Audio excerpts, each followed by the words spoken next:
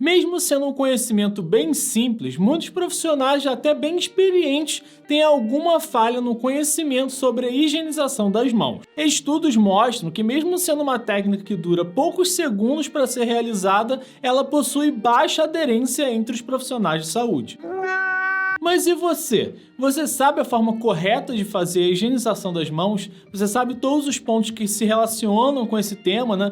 E principalmente você sabe defender a sua importância para a população e para os novos profissionais que não realizam essa prática? A higienização das mãos é conhecidamente a melhor forma de evitar as IRAs, né, que são as infecções relacionadas à assistência à saúde. Esse é um método bem simples, barato e extremamente efetivo para a proteção tanto dos profissionais de saúde que estão lá, né, efetuando, quanto dos próprios pacientes. Assim a gente consegue evitar que as infecções se propaguem nesse meio. Uhul! E como o que move o mundo, na verdade, é o dinheiro... Olá, eu gosto de dinheiro! A higienização das mãos ainda ajuda bastante nesse ponto. A higienização das mãos, por diminuir a quantidade de infecções que acontece no meio intra-hospitalar, ela acaba diminuindo bastante o custo de uma internação. Um dos maiores gastos quando um paciente internado é com antibióticos. Graças às novas bactérias multiresistentes, os antibióticos para tratar essas doenças são muito caros. Então, com você diminuindo a quantidade de infecções intra-hospitalares pela higienização das mãos, você acaba diminuindo bastante os gastos que o hospital tem por manter um paciente lá dentro. Mas caso você ainda nem me conheça, eu sou o Bruno Xero e esse aqui é um canal focado em ciências da saúde. Então, se você se interessa por esse tema ou é um profissional da saúde, se inscreve aqui no canal que eu garanto que eu vou contribuir bastante para a sua prática profissional. A higienização das mãos pode ser feita através da lavagem das mãos com água e sabão, né, normal, como a gente faz dentro de casa, mas também utilizando o álcool a 70 ou outras soluções desgermantes, né? Mas no Brasil, o mais comum é utilizar o álcool a 70. E a entrada do álcool nesse procedimento foi o que acabou causando a mudança da nomenclatura. Antes a gente chamava essa técnica, né, de simples lavagem das mãos, porque a gente usava essa lavagem mesmo sempre com água e sabão. Mas como agora a gente utiliza outros métodos, né, como o álcool 70, a gente passou a chamar de higienização das mãos. E por que substituímos o água e sabão pelo álcool? Bom, os dois meios, como eu falei, né, são muito efetivos, só que é muito mais fácil que o profissional utilize o álcool, que na maioria das vezes vai estar ali dentro do quarto do paciente, né, do que ele saia do quarto. Às vezes a estação só tem uma pia, então ele precisa andar um corredor inteiro para ir lá lavar as mãos. Às vezes tem mais de um profissional precisando fazer a lavagem das mãos, só tem uma pia. Então, por conta dessa praticidade, é muito melhor que o profissional tenha o álcool à sua disposição, né? E esse tipo de situação em que você tinha que andar um corredor inteiro para fazer a higienização das mãos era muito comum e ainda é em muitas instituições que ainda não conseguiram se adaptar. E esse tipo de situação favorece muito as infecções cruzadas. Imagina, um enfermeiro que está cuidando ali de um paciente, ele termina o que está fazendo e precisa fazer a higienização das mãos, a mão dele está contaminada, né? Só que aí no meio do caminho, ele encontra o paciente que está quase caindo. Aí ele vai lá e precisa ajudar esse paciente para evitar algum trauma, né? Mesmo que a mão dele esteja contaminada. Então ali esse tipo de situação acaba favorecendo a infecção cruzada, porque ele está levando o micro-organismo que estava no paciente, que ele estava cuidando antes, para esse novo paciente. Em situações de emergências, não tem o que fazer, né? Você tem que fazer, tem que ir lá mesmo ajudar.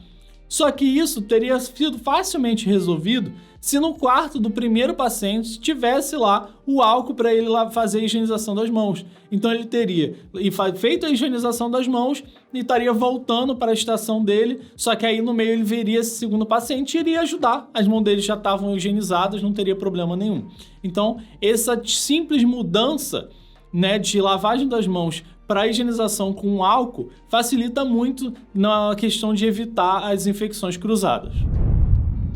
E quando devemos realizar essa técnica? Bom, a Organização Mundial de Saúde orienta que a gente faça antes de tocar em algum paciente, ou antes de realizar algum procedimento, seja ele limpo ou asséptico, após a exposição de qualquer fluido corporal de algum paciente, após tocar no paciente por si só, e após tocar de qualquer superfície próximo a algum paciente que possa estar contaminado também por esse. Esses são os momentos que a gente deve fazer a higienização das mãos.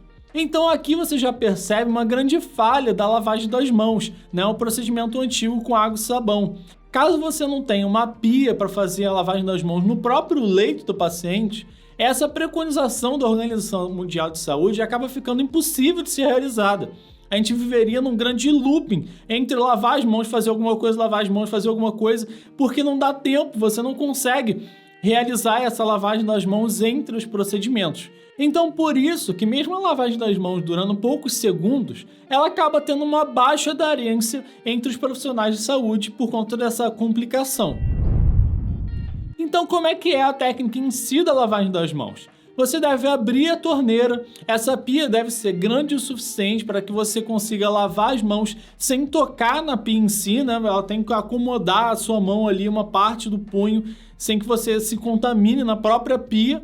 Ela prioritariamente deve ser ligada sem o toque, né? De preferência ou com os pés ou algum sensor de movimento, mas aí também tem as que você consegue abrir com o cotovelo, já é o suficiente, né?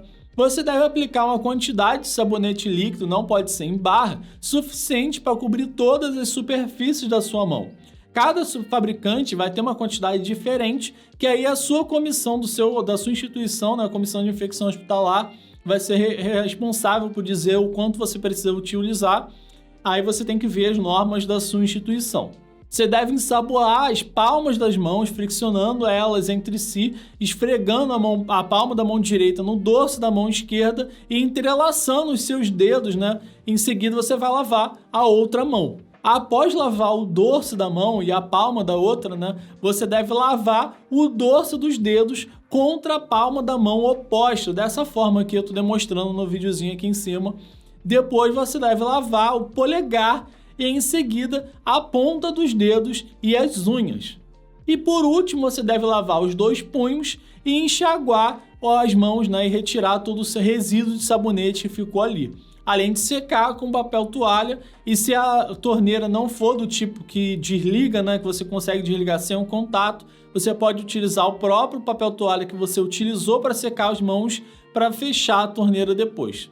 E quando você utiliza o álcool para fazer a higienização das mãos, a técnica é a mesma, né, do que a lavagem das mãos com água e sabão. A única diferença é que não vai incluir a retirada dos resíduos depois e nem a secagem com papel, né? Você não precisa fazer essa secagem, você só faz a higienização das mãos. O próprio álcool vai secar por si só, então você não precisa fazer nada. A Anvisa traz em seu manual que a eficácia da higienização das mãos não é só medida pela eficácia do agente antimicrobiano.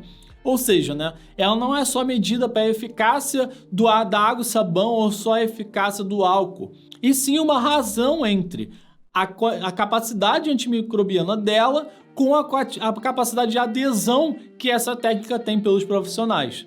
Então, por exemplo, se a gente tem um meio que é 100% eficaz, ou seja, se a gente utilizar esse produto, 100% das micro-organismos que tem na sua mão vai ser morto, né? Vai limpar 100%, vai ser perfeito.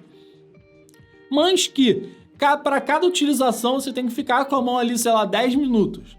Ou seja, é muito difícil que o profissional utilize essa técnica, né? Então, vamos supor que somente 20% dos profissionais vai aderir a essa técnica e vai utilizar de fato. Então, a eficácia total, mesmo que ela seja 100%, a eficácia total vai ser de 20%. Né? Por mais que ela mate 100% das bactérias, se só 20% utilizou essa técnica, a eficácia total é de 20%. Mas, por exemplo, se o álcool tivesse também 100%, né, e 80% das pessoas fizessem a utilização da higienização das mãos com álcool, então a eficácia total vai ser de 80%. Né? Por isso que é muito importante não só que esse meio seja efetivo contra os micro-organismos, mas que ele seja muito fácil para que os profissionais de saúde utilizem e que ela tenha uma boa aderência entre os profissionais.